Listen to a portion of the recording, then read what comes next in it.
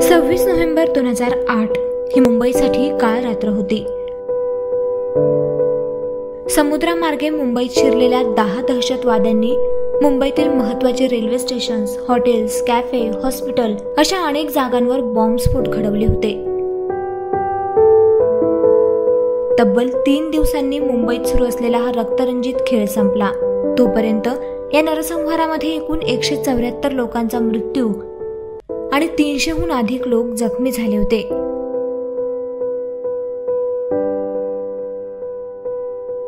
आज या हल्ल्याला 13 वर्ष पूर्ण झाली। या निमित्ताने 26/11च्या हल्ल्यावर आधारित बॉलिवूड मधील 5 चित्रपट कोणते आहेत ते जाणून घेऊया।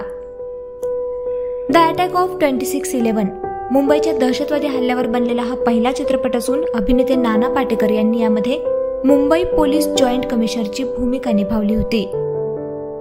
त्यानंतर हॉटेल मुंबई यामध्ये या हल्ल्याच्या वेळी हॉटेलच्या स्टाफने लोकांना कसं वाचवलं आणि या हल्ल्यादरम्यान हॉटेलमध्ये काय काय घडलं याचं संपूर्ण चित्रण करण्यात आलं आहे।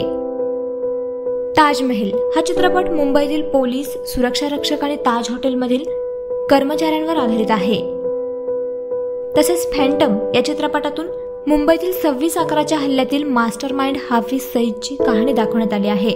यामध्ये अभिनेता सैफ अली खान आणि अभिनेत्री कतरिना कैफ यांनी भूमिका निभावल्या आहेत। मुंबई हल्ल्यावर लेखक हुसेन झैदी यांनी लिहिलेल्या मुंबई एव्हेंजर्स या पुस्तकावर हा चित्रपट आधारित आहे। त्याचबरोबर आणखी एक चित्रपट म्हणजे वन लेस गॉड 26/11च्या रात्री दहशतवाद्यांचा निशाणा बनलेल्या विदेशी पर्यटकांच्या सुटकेची कथा या चित्रपटात दाखवण्यात आली आहे।